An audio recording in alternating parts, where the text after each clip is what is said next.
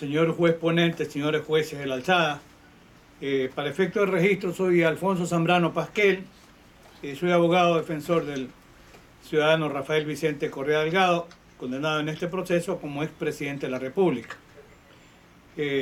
Señor procurador, señora fiscal, señores abogados también de la defensa, señores procesados. Recapitulo brevemente lo que estaba diciendo anoche cuando se fue la señal. A ver, en orden de ideas, yo puedo afirmar porque tanto las alegaciones de la señora fiscal como el señor procurador. No se le escucha, señor abogado. No se escucha, no hay audio. Eso falla el sistema, dígale de allá. Señor, yo tengo al 100% la computadora, el micrófono también, el video está Ahí activado. le escuchamos, doctor. Ahí Bueno. le escuchamos. Ah, Ya bueno. se le escucha. Continúe, por favor. Gracias. A ver, ya cumplí con saludarlos. En principio debo consignar lo siguiente. La intervención de la señora fiscal y del señor procurador se convirtieron, para los entendidos, y de esto queda un registro, en una maquinaria de demolición de la teoría del delito, de la teoría de la participación, de la teoría de la prueba. Y voy a decir por qué. Parece ser que por una confusión terrible, para empezar, la señora fiscal, aquí en el tribunal de origen de la sentencia, desestimó su teoría del caso. Hablaba de una acusación fiscal por autoría en virtud de dominio de aparatos de organización. Ese era el título de la imputación. El 609 del Código Orgánico de la función del Código Orgánico Integral Penal dice que el juicio se tramitará a base de la acusación. Esa era la acusación de la fiscalía. Y además, la fiscalía jamás mencionó la posibilidad de un concurso real de delitos, ni tampoco de un delito de cohecho agravado. Entonces, el tribunal termina condenando por delito de cohecho agravado y supone que se habría utilizado el tema de los sobornos para cometer otros delitos como los de peculado, de enriquecimiento ilícito y de lavado de activos. Pero es que eso no está probado, pues. Ahora la señora fiscal dice, no, vamos a investigar. Primero investigue, pues. Pero ¿cómo puede dar por sentado para una condena agravada lo que además no fue materia de la acusación de la fiscalía? Eso es romper el principio de congruencia, pues. Los señores jueces dicen que por el principio iura novi curia. Sí, claro, ellos tienen que suplir la falencia de derecho que puedan tener los abogados.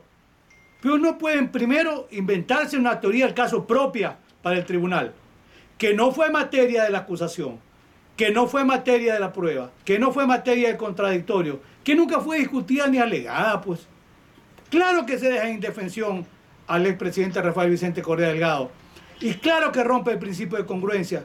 La señora fiscal algo dijo ayer de que, y esto a mí me pareció una ofensa, dijo que de pronto los catedráticos nos llenamos de doctrina. Lea el artículo 28 del Código Orgánico de la Función Judicial, pues, que dice que para resolver hay que acudir a las fuentes del derecho, hay que acudir a la doctrina y hay que acudir a la jurisprudencia. Por supuesto que yo me siento afectado. Mis manuales de derecho penal, de teoría del delito, teoría de participación están publicados en Argentina, en Perú, en Colombia, en Ecuador. Mis trabajos ruedan en España, en México, en Brasil, en Chile. ¿Cómo va a decir que vienen los catedráticos con sus teorías? Tiene que aplicarse la teoría. Y hay que aclarar. Autor directo o mediato es quien tiene el dominio del hecho. El instigador no tiene dominio del hecho. No puede decir, pues, la fiscalía, es que por respetar el principio de legalidad, está bien que condenen por instigación, pero si eso no fue materia de la acusación, pues. Fermín Ramírez versus Guatemala, del año 2005.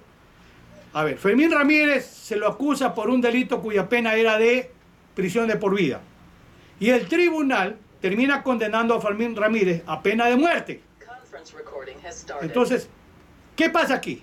La acusación de la fiscalía fue por una forma de cohecho y el tribunal condenó por cohecho agravado. Claro que se rompió allí el principio de congruencia. Eso no tiene discusión.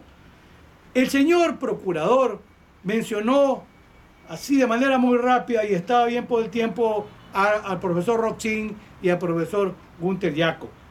Pero no nos dio una explicación. Miren, se incurre en una falacia cuando se cita autores y no se dice la pertinencia y el argumento del autor para sostener pues válidamente una hipótesis, una tesis, etc. A ver, el profesor Roxin y el profesor Gunter Jacob, a quien he tenido la suerte en vida de conocer a ambos en distintos momentos, ambos coinciden en que es necesario determinar el rol. Entonces, el presidente de la República, claro que tenía el rol de presidente. Y sobre esto hay un notable jurista que yo empecé a mencionar, el profesor Luis Greco. El profesor Greco nace en Brasil, pero está en Alemania. Y sobre eso, el Tribunal de Origen, que además el 627 prohíbe hacer calificaciones ofensivas a los justiciables, y dijo que el expresidente Correa era un autócrata que manejaba las 5 funciones del Estado. Eso es ofender al expresidente, pues. Que quede constancia en este registro. Greco, ¿qué dice? Greco dice incluso que él, por eso se lo cita mal a Greco, que él no ha desarrollado un libro en profundidad el tema de los delitos de infracción de deber. Porque dice Greco, es suficiente lo que ya ha explicado el profesor Roxin, que es su maestro, y el profesor Bert Schunemann, a quien también conozco y tengo la suerte de haber participado en algún evento. Schunemann, ojo, en el tema de infracción de deber, ¿qué dice Greco? En Brasil, y el tribunal cita el caso Mensalao, pero lo cita, pero no dicen nada más. En Brasil, el profesor Roxin dijo, como aquí, y ya ojalá que haya tiempo de consultarlo a Roxin, él dijo, ese tribunal ha aplicado de manera indebida mi teoría. Claro, como aquí, cree que porque lo citan a Roxin, lo citan a Jaco, ya ¡pum!, está legitimada la condena. ¿Qué dijo Roxin? Señores, no me citan bien. Y entonces, lo que ha dicho Greco tenía razón el profesor Roxin. Pero Greco no ha dicho que entonces vamos a utilizar el delito de infracción de deberes. Eso lo inventó el tribunal. Hay un video interesante, el profesor Ramiro García Falconi, con quien también me solidarizo, porque es un académico, por supuesto. Podemos tener puntos de discrepancia, pero es un hombre que sabe bastante. Él lo ha invitado a Greco, y con él conversó Greco sobre autoría y participación. Eso es muy claro. Por el tiempo no voy a quedarme más en eso, pero dice Greco, en los delitos de infracción de deber, porque además dice Greco lo siguiente, no es que porque una persona esté en un cargo, debe imputársele una responsabilidad. Por eso yo sostengo y digo, el presidente no tenía por qué andar cuidando la probidad de la señora Pamela Martínez. Ella sí recibió beneficios de Next Global, 1 millón el marido. Ahí hay tráfico de influencia, enriquecimiento ilícito. Investiguen, por supuesto que sí. Pero me retrotraigo al tema. Dice Greco, no basta que esté en un sitio. Y aquí una expresión gráfica de Gunter Jacob dice, no todo es responsabilidad de todos. Eso es fundamental. No tiene por qué confundir allí, no hay que confundir la responsabilidad penal objetiva, porque era el presidente, con la imputación objetiva del resultado, que es otra cosa, y lo digo brevemente. Es construcción de Jacob y Roxin. A ver, tiene 4 elementos la imputación objetiva. Primero, la asunción de un riesgo. ¿Cuál es el límite de riesgo permitido? En segundo lugar, el principio de confianza. Claro que había confianza en la señora Pamela Martínez y ella defraudó la confianza que le tenía el presidente. En tercer lugar, hay que examinar si la persona que está imputada, en este caso el presidente, se apartó o no de su rol. Si no se apartó de su rol, surge la llamada prohibición de regreso. Y el último segmento no es relevante para el caso, que es la actuación de la víctima a propio riesgo. Eso dice el profesor Luis Greco, invitado en su momento por el profesor Ramiro García Falconi, y dice, hay que examinar caso a caso. Ese es el punto. También se menciona, lo dice Schunemann, delitos especiales de deber. Y acude a las fuentes de la posición de garante que están en el artículo 23 del Código Orgánico de la Función Judicial, que dice lo siguiente, estaba en el artículo 11 del Código Penal anterior, no impedir un acontecimiento cuando se tiene la obligación jurídica de impedirlo, equivale a ocasionarlo. Ese es un concepto que tiene que ser desarrollado normativamente y esa es la importancia del funcionalismo normativo. Pero no se puede decir, porque era presidente tiene que responder. No, si no se apartó de su rol, él no tiene por qué responder si acaso se hubiesen cometido delitos.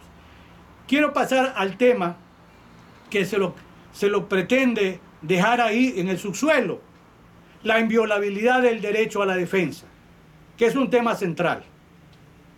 En la estación intermedia se hicieron anuncios probatorios. Esos anuncios probatorios por parte de la defensa del presidente Correa incluían ampliación del testimonio de la señora Pamela Martínez y de la señora Laura Terán. Ellas podrían acogerse al silencio, sí, pero tenían que comparecer, pues, porque eso es el derecho al contradictorio. La declaración del señor Concienciado Santos, que hoy se convirtió en el testigo estrella, pues, de la Fiscalía, y no sé si de la Procuraduría. La declaración del ciudadano de Sousa. La señora fiscal también anunció la declaración de Sousa como prueba y habló de que tenía cientos de pruebas.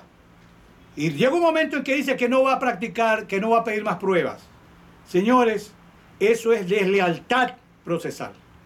Porque si anuncian las pruebas, los abogados se preparan para contradecir esas pruebas. Pero si la señora dice en un momento dado, yo ya no tengo más pruebas, y la prueba de Sousa, y voy a explicar por qué solicité la declaración de Concienciado Santos, porque hay una mentira descomunal también. La señora fiscal dijo, y el señor procurador estuvo de acuerdo, que no se podía procesar al ciudadano Concienciado Santos por el respeto al non bis in idem. Falso, falso y falso. Porque el ciudadano Concienciado Santos en Brasil fue condenado por un acuerdo de delación premiada. Y yo dije al tribunal en la audiencia de alegatos finales previo a la sentencia, lean el acuerdo de delación premiada. Concienciado Santos fue condenado por 9 delitos en Brasil, pero que no incluyen los sobornos 2013 ni los sobornos 2014, donde él dice que entregó 2013 2.5 millones, 2014 2.6 millones. Bueno, abogado Zambrano Pasquel, por favor, eso usted ya lo indicó en su fundamentación. Sí, pero tengo que ratificar. Claro ese argumento. Sí, pero a ver, un momento. Ella se refirió a eso. A ver, un momento. Tenemos la contradicción respecto de... No, la contradicción es con respecto a la señora fiscal, señor juez. Ella dice ayer que el gran testigo es Concienciado Santos. No, perdóneme, señor. Usted está interrumpiendo el derecho a la defensa. ¿Cómo voy a contradecir algo que dijo la señora fiscal? Pero si creen que no es suficiente, ojalá que tengan tiempo de escuchar el video. ¿Por qué? Porque Concienciado Santos no ha sido condenado en Brasil. Perdónenme, señores jueces. Eso es una mentira de la fiscalía. Ahora lo están enjuiciando. Pero además, tenía sentido. ¿Cómo llegó 6 millones de dólares? ¿A dónde los llevó? ¿En carro? ¿En la metrovía? No sabemos. Porque esos 6 millones no están contabilizados.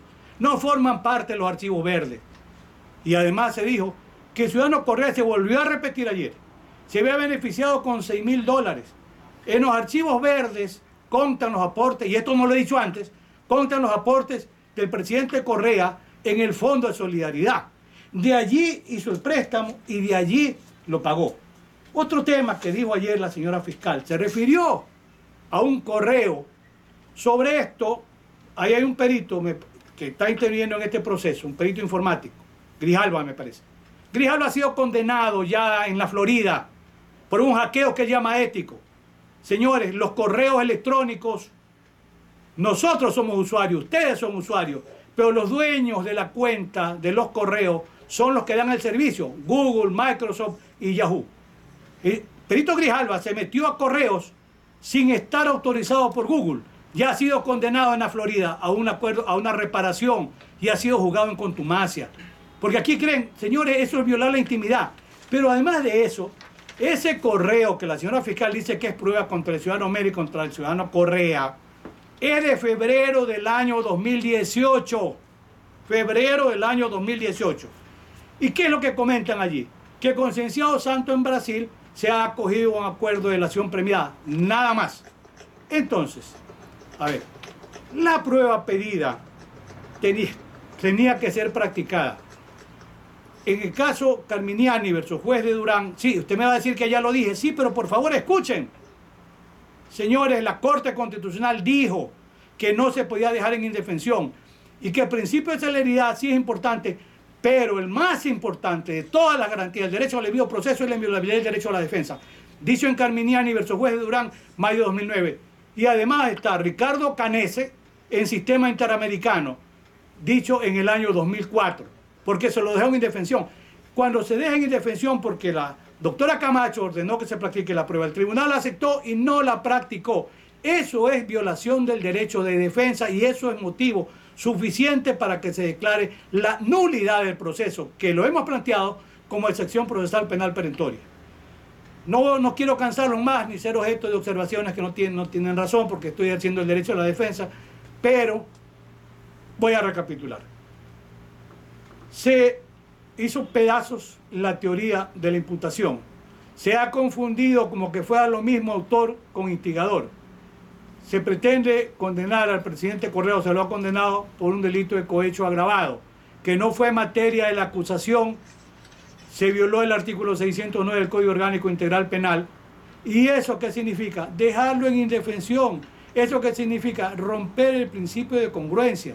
Como dice Julio Mayer, el juez no es de competencia del juez cuando invoca el principio iura cura nubie, dejar en indefensión a los justiciables en primer lugar. Y dice Julio Mayer, deben resolver a base de los hechos probados. Pregunta importante, ¿está aprobado el delito de peculado, de enriquecimiento ilícito o de lavado de activos? No está aprobado, pero eso es materia de la condena agravada. ¿Eso qué hace? Delegitima la sentencia. Primero, el planteamiento ratifico de nulidad de la audiencia de juicio, que haya otro tribunal que, actuando con imparcialidad, independencia y competencia, vuelva a sustanciar. Si eso no es atendido, solicito que, por falta de pruebas, se declare la inexistencia de un nexo causal entre el presidente Correa y un delito y, consecuentemente, el presidente Correa sea ratificado su estado de inocencia. Porque no hay pruebas. Y como decía Edmundo Durán Díaz, un fiscal que sí honró el cargo público, él decía, lo que no está aprobado en el proceso no existe. Concluyo, señores jueces, muchas gracias por su tiempo. Gracias, señor abogado. La defensa del procesado Du Jung Choi.